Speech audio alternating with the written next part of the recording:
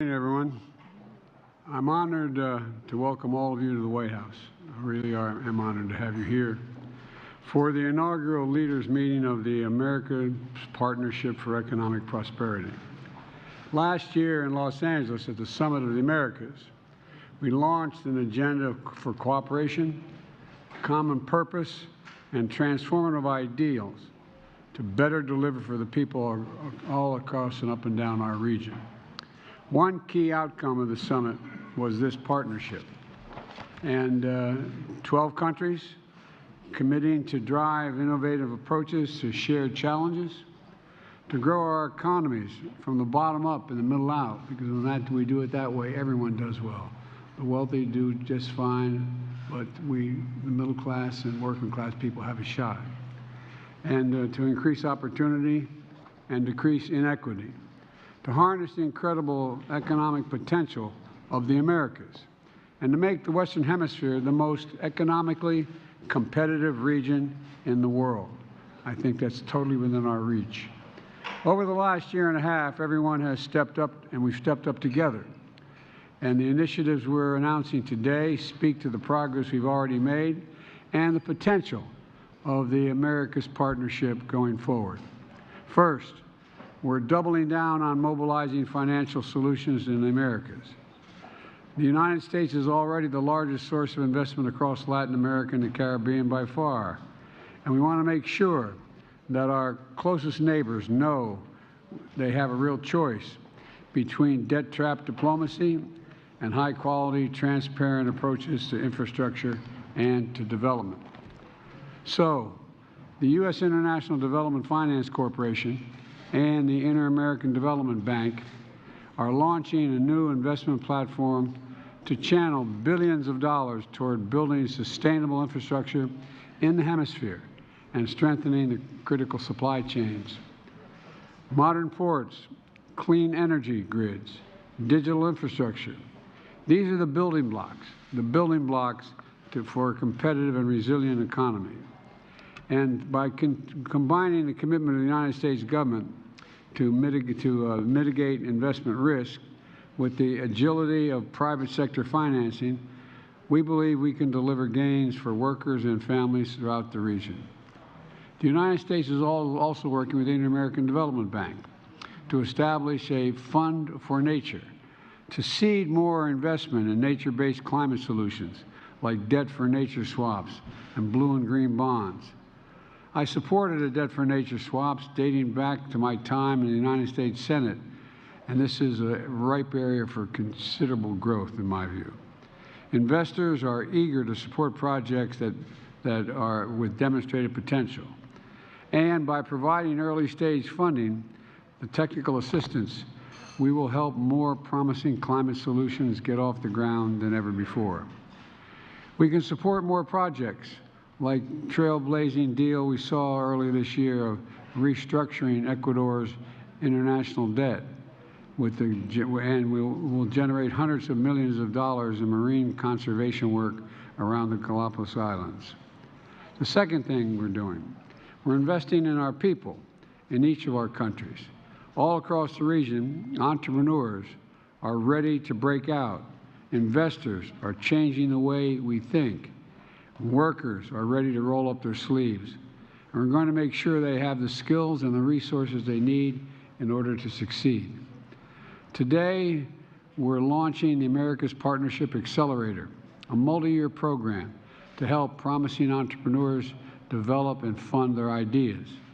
This is an example of what we can deliver when we work together. Canada is joining the United States with funding to launch the accelerator, and Uruguay is leading the creation of an angel investor network, individuals who mobilize venture capital from around the world to support the accelerator. I think Prime Minister Trudeau and President Leslie are also, and I also think President Chavez, I want to thank them for committing to establish a new regional center of excellence in Costa Rica. The center will provide educational and training that's going to help equip workers in the hemisphere to lead in the digital economy of the future. working in fields like cybersecurity and semiconductor manufacturing. And President George, I want to thank you for committing Chile to lead new initiatives to build our regional space industry so we can better harness satellite technology and tackle vital issues from climate change to food insecurity.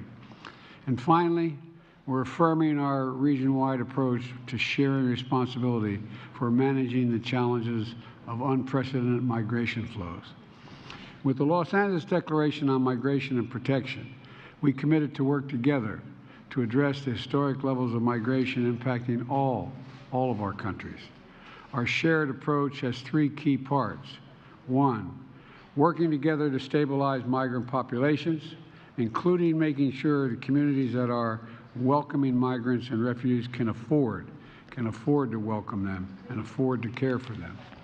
And two, as part of that commitment, the United States and Canada and Spain are contributing the Inter-American Development Bank's Migration Grant Facility to help countries that are providing migrants with legal status, supporting the critical services necessary for communities to live in safety and maybe most importantly with dignity. Second thing we're doing, expanding legal pathways to promote safe and orderly migration, providing worker permits to allow migrants to contribute to our economy. This is a critical asset and to all of our countries.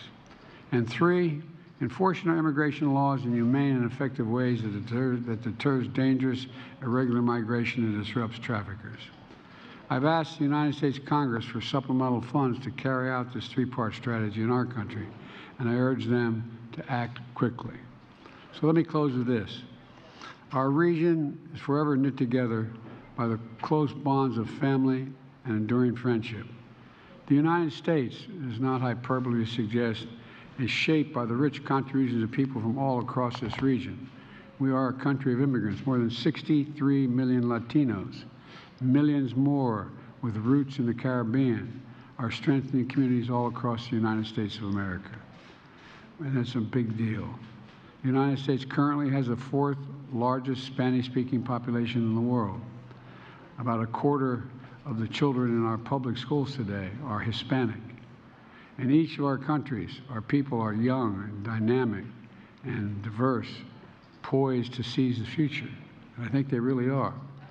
All we need to do is keep going, keep delivering on the positive vision we all share for a region that is secure, prosperous, and democratic, from Canada's northernmost reaches to the southern tip of Chile. And I hope you share my view as we look forward to the next leaders meeting in Costa Rica in 2025. I want to thank you all for carrying our momentum forward. President Chavez, thank you. And at that meeting, I hope to see more countries from the region join us as we seek to expand this partnership. Thanks again for everyone around this table. We've got a lot of work to do. Your partnership and your leadership is important. And we're going to accomplish an awful lot, God willing, in the next few years. And I know I'll ask the press now to depart, which they always love hearing, so we can get down to business. So thank you very, very much.